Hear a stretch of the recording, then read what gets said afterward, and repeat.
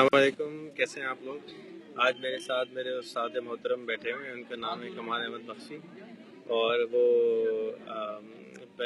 کوئی کہانی سنانا چاہ رہے تھے، وہ آپ بھی سنیے جی۔ یہ آپ کو بات یہ ہو رہی ہے کہ انہوں نے اتنی بڑی رسپیکٹ دے دی کہ استاد کا جو اسٹیٹس ہے وہ انکیلکولیبل ہے، and he have taken me on the height. The point is this: دنیا میں کوئی استاد نہیں ہوتا اور سب استاد ہوتے ہیں۔ استاد سے یہ میرا فنومنا ہے کہ استاد اونلی جو ہے وہ کچھ نہیں ہوتا unless and until your student is there in need of receiving. کیونکہ میرے حساب سے استاد جو ہے وہ تو 8ویں پڑھاتے 8ویں میں رہ جاتا ہے، لیکن جس کو اس نے پڑھایا ہوتا ہے وہ آگے جا کے ایک بہت بڑا آدمی بن جاتا ہے۔ اس کا مطلب یہ ہوا کہ پریویلیج حاصل ہے اس اسٹوڈنٹ کو کہ اگر اس نے ریسیونگ اچھی کی ہے اور اپلیکیبل اچھا کیا ہے تو دیٹ مینس نہ صرف اس کا نام بڑھے گا بلکہ استاد کا نام بھی بڑھے گا۔ بہرحال میں آپ لوگوں کو یہ بتانا چاہتا ہوں کہ جیسے یہ ایک شعر بہت کامن ہے کہ سب خاک پڑا رہ جائے گا جب چلے گا بنجارا، دیٹ مینس جیسے کہ کچھ بھی ہم لے کے نہیں جائیں گے، ہاتھ خالی لے کے جائیں گے۔ تو اس سلسلے میں ایک ان پٹ مجھے ملی تھی، وہ میں آپ کے سامنے شیئر کر رہا ہوں تاکہ ہم پھر اس بات کو ریوائز کر لیں کہ جس چیز سے ہم چنگم کی طرح چپکے ہوئے ہیں اس میں اور ہمارے میں کیا ڈفرینشیٹ ہو جانا چاہیے۔ میرا مطلب کہنے کا یہ ہے کہ جب ہمیں یہ اندازہ ہے کہ یہ پیسے اور یہ دولت سب کچھ نہیں رہ جائے گا تو صرف کہنے کے حد تک نہیں، اس میں اپلیکیشن یہ ہے کہ ہم کم سے کم بیلنسنگ کریں اس آمدنی کے ساتھ کہ جو ہمارے اللہ اور اللہ کے رسول نے طریقہ کار بتایا ہے۔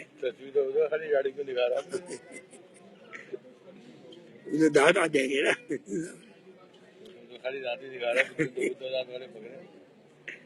مقصد میرا کہنے کا یہ ہے کہ بہت اچھی بات یہ ہے، ایک صاحب نے بتایا کہ میں سکندر اعظم کے مزار پہ گیا تو وہ مزار جیسے اور مزار ہوتے ہیں کہ اصل مزار نیچے ہوتا ہے اور ایک ڈمی مزار ہوتا ہے۔ جب میں نیچے گیا تو اتنی فاختائیں اور چمگادڑیں تھیں کہ میں وہاں پہ فاتحہ نہیں پڑھ سکا، اور جب میں کسی اللہ کے بندے کسی اولیاء اللہ کے مزار پہ گیا تو وہاں خوشبو آ رہی تھی اور ایسا لگ رہا تھا جیسے ابھی کسی کا میت ہوئی ہے۔ میں بتانا یہ چاہ رہا ہوں کہ آفٹر افیکٹ جو ہیں وہ ہماری زندگی کے بعد بھی وہ رسپونڈ کرتے ہیں کہ ہماری اچھی ہیبٹس، ہمارے اچھے طریقہ کار۔ تو مقصد میرا آپ سے یہ بات کرنے کا تھا کہ آج ہم 2017 میں ہیں، ہمیں اس بات کا اندازہ ہونا چاہیے کہ ہمیں اپنے اندر تبدیلی لانی چاہیے۔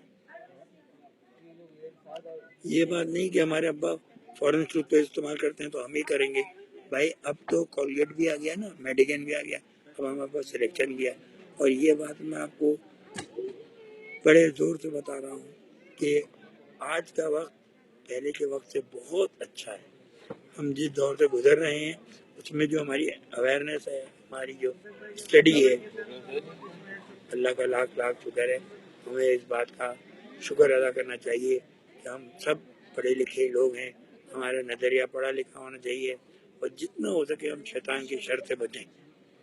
اب ایک مزے کی بات یہ ہے کہ عام طور پہ یہ کہتے ہیں لوگ، بھائی یہ تو سب کر رہے ہیں، یہ تو یوں ہو رہا ہے۔